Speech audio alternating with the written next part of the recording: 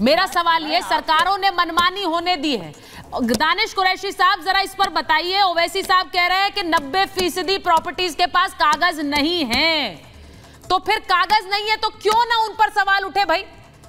यही तो मनमानी है जो वक्फ बिल में सवाल जिस पर उठाए जा रहे हैं कि किसी पर भी हाथ रख दो, बोल दो ये वक्फ का है। कागज नहीं है वो बाद में जुटा लेंगे, ये वक्फ है।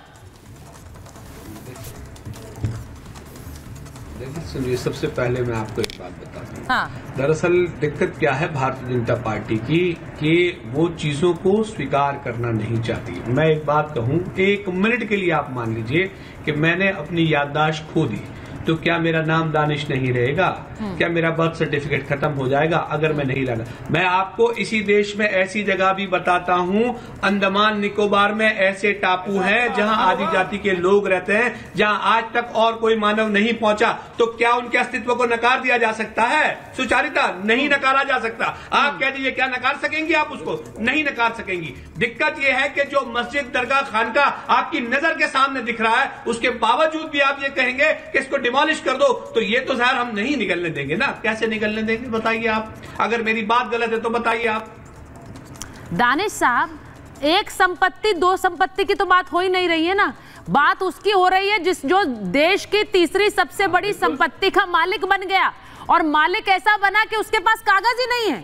यानी कब्जा तो मैं करूंगा, कब्जा तो मेरा ही है, लेकिन कागज मैं नहीं दिखाऊंगा क्योंकि कागज मेरे पास है नहीं, और किसी की हिम्मत नहीं है कि कागज मांग कर दिखा दे। ये वो वाली मनमानी है सर। देखिए, हाँ देखिए सुनिए, सबसे बड़ी संपत्ति और सबसे छोटी संपत्ति का तो आप आंकड़ा निकाल लीजिए। इस देश की जितनी भी, अगर रेलवे की संपत्ति है तो भी वो सरकार की है, डिफेंस की संपत्ति है तो भी वो सरकार की है, और जो सरकार की संपत्ति है वो भी सरकार की है। भारतीय जनता पार्टी वाला जो जुमला है वो चलते चलाते ठीक है। अब मैं आगे आपको दिखा दूं। अब सवाल आके यहाँ ये खड़ा है, मैंने आपसे ये पूछा कि भाई किसी चीज का अगर डॉक्यूमेंटेशन नहीं है तो आप मुझे ये बता दीजिए, जिसका डॉक्यूमेंटेशन था वो दे दिया। बाबरी मस्जिद दे दी हमें, उसका डॉक्यूमेंटेशन नहीं था।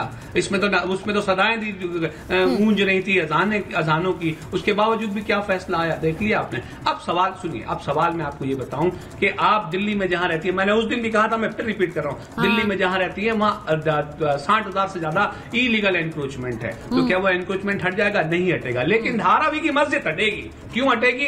पूरी धारा में जो गरीब बस्ती जो आबादी है वो बेचारी गरीब और गुरबा अवाम है वो पूरी। लेकिन आपको वहां दिक्कत यह है कि वहां मदरसा है तो उससे परेशानी है। अब मस्जिद मतलब अवैध तो सुपर अवैध है तो वो आपको मस्जिद ही नजर आती है। अरे मैं ये कह रहा हूं कि अगर सुनिए 10 सेकंड और सुनिए। मैं कह रहा हूं पूरी धारावी में अगर बुलडोजर चलाया होता और उसके बाद अगर आप ये कहते हैं कि मुसलमानों ने सिर्फ मस्जिद के लिए आवाज उठाई है तो सुचारिता आपकी बात बिल्कुल जायज थी। लेकिन पूरे धारावी में अगर आपको एक मस्जिद नजर आई है तो फिर तो हम आंख के अंधे तो है नहीं, दिखाई पड़ता है हमको समझ में आता है कि सरकार क्या चाहती है। अब सुनिए, देखिए मैं आपको एक बात अच्छा, सरकार क्या कर रही है? अच्छा तो इसका तो सीधा मतलब दानिश जी ये हुआ, मैं आपकी 10 सेकंड सर हो गए, मैं एक बार अवधेश जी के पास भी चले जाऊं, बहुत देर से इंतजार करें। अवधेश जी, इसका तो सीधा मतलब ये हुआ कि वक्फ की संपत्ति है तो आप उस पर हाथ मत उठाओ, क्योंकि आप तो मुसलमानों की मज़ारें और मस्जिद छीनने के लिए ही वक्फ बिल ला रहे हो, तो वक्फ बिल इसलिए मत लाओ। अगर आप धारावी में अतिक्रमण हटाने के लिए गए हो तो वहां पर तो आप मस्जिद है इसीलिए आप आए हो, तो आप मुसलमानों को टारगेट कर रहे हो तो वहां भी मत आओ।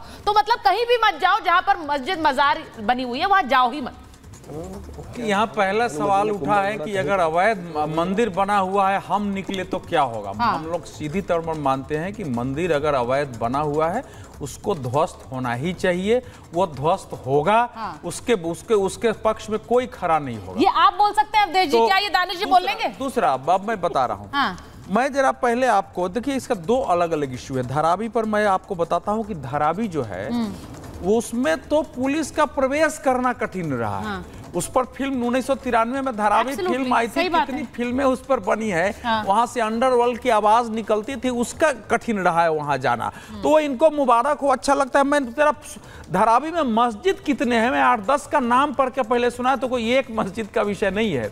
जरा मैं नाम पढ़ रहा हूँ धारावी के मस्जिदों का। सुन्नी जामा मस्जिद धारावी, कादरिया मस्जिद धारावी, सुन्नी नूरी मस्जिद, मस्जिद दारुसलाम धारावी, सुन्नी इब्राहिमिया मस्जिद, अशराफिया जामा मस्जिद, नूर मस्जिद, सुन्नू गौसिया सफ़ी मस्जिद, सुन्नी कादरी मस्जिद, मौलाना अली दरगाह एंड मस्जिद, मस्जिद व मदरसा अहले हदीस, नौमिन मस्जिद, उसको बोलते हैं सेठवारी मस्जिद, मदीना मस्जिद, तौहीदिया मस्जिद, मोइनिया जामा मस्जिद, आप नाम लेते चले जाओ। धारावी की जितनी संख्या नहीं है आबादी, उससे ज्यादा वहां आपको मस्जिद दिखाई पड़ती है। लेकिन वो आपको अधिकार है, आप जितना चाहें अपने बनाए। लेकिन अगर उसमें से अवैध बना हुआ है, बीएमसी अगर नोटिस देती है वहां नोटिस चिपकाने उन्होंने एक बात कही, उन्होंने कहा पूरी धारावी अवैध है एक तरह से। ना सुनो, वो ये कह रहे हैं, फिर वो तो अच्छा हो गया। धारावी अवैध है और धारावी में चला सबके पास बिजली के कनेक्शन, सबको हटा सकते हैं क्या? बिजली के कनेक्शन, वही तो पानी का कनेक्शन है। ये तो ऐसी भाषा हो गई है कि एक इलीगल मस्जिद के पार्ट को, जिससे समस्या पैदा हो रही है, 90 फीट वो रोड है, उस रोड में समस्या पैदा हो रही है, केवल उसके लिए बीएमसी ने वहां नोटिस दिया। नोटिस कोई लेने के लिए तैयार नहीं, नोटिस चिपकाने गए, चिपकाने देने के लिए कोई तैयार नहीं हुआ है। और आज जब वो तोड़ने, बार बार नोटिस पर नहीं माने, तोड़ने गए, तो आपने जो है घुसने नहीं दिया है। दूसरी बात जो आज जो अब ओवैसी जी बोले हैं बहुत खतरनाक है। मतलब ये तो भारत के खिलाफ दुनिया भर के मुसलमानों को उकसाना है। जब आप उसमें बोलते हैं कि हमारे मुल्क में एक कानून बन रहा है जिससे सारी मस्जिदों को तोड़ दिया जाएगा, सरकार कब्जा कर लेगी, और उसमें जब आप मक्का मदीना का नाम लेते हैं जो दुनिया भर के मुसलमानों का सबसे बड़ा आस्था का केंद्र है, तो आप भड़का रहे हैं दुनिया में। और मक्का और मदीना में वो बोल रहे थे कि उसका भी कागज मांगेंगे। मक्का मदीना, सुनो, एक एक चीज लीगल है वहां बाजाब्ता, उसके लिए मिनिस्ट्री है, वहां एक एक ईंट जो लगी है वो नक्शा बना के लगी हुई है। वो मक्का और मदीना जितना लीगल तरीके से बना है, अगर भारत में वैसे मस्जिद ढूंढ लिए जाए तो वक्त पर क्या यहाँ के आधी से ज्यादा मस्जिदें गिरा दी। वो कर रहे हैं मक्का मदीना का कागज बिल्कुल ढूंढिए। अवधेश जी, आपने ये खुलकर बोला कि अगर कोई मंदिर किसी ने अतिक्रमण करके अवैध बना ली है तो उसे हटाया जाए, उसे ध्वस्त किया जाए, आपने ये बोला, और हटाया जाता है। तो इसमें दिक्कत क्या है? क्या ये एक तरह का ऐसा बयान है कि भाई किसी भी मंदिर, किसी भी मस्जिद मजार के आसपास भी फटको मत?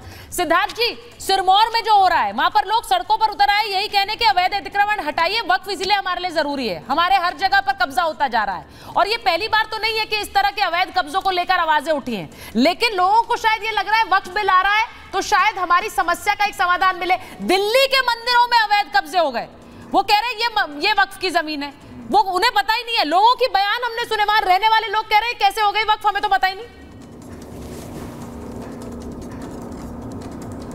देखिए सुचरिता जी, मैं 2-3 बात का जवाब देता हूँ। पहली बात तो दानिश जी अभी कह रहे थे कि अगर मेरी याददाश्त बदल जाए तो फिर मैं अपने अस्तित्व को भूल जाऊंगा। क्या याददाश्त भूल गए तो हो सकता है बहुत कुछ अच्छा याद आ जाएगा दानिश भाई। फिर आपको हो सकता है याद आ जाएगी परदाना का नाम चुन्नी राम था, आपके भी पूर्वज सब एक ही हैं, भारत का स्तोत्र क्या है, वो सब बात अलग है। पर ये आर्गुमेंट लेना डिबेट में कि जो आंखों से दिख रहा है और वो जो गुम्बद दिख रहा है उसको आप नकार कैसे सकते हैं?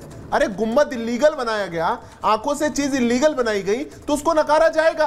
आप दिल्ली के मंदिरों का कह रही है सुचरिता जी, हम सब जानते हैं तमिलनाडु के अंदर पेरम्बूर जिले में एक गांव है, उस गांव में 1600 साल पुराना मंदिर था, वक्फ ने उसको क्लेम कर लिया, पूरे गांव को। उन्होंने कहा ये पूरी जमीन हमारी है। इस्लाम आया 1500 साल पहले, पर वो जो मंदिर 1600 साल पहले बना वो भी वक्फ की प्रॉपर्टी है। देश भर में आप मुझे पूरा कोई एक विश्व में देश बताइए, और वो चाहे इस्लामिक कंट्री हो।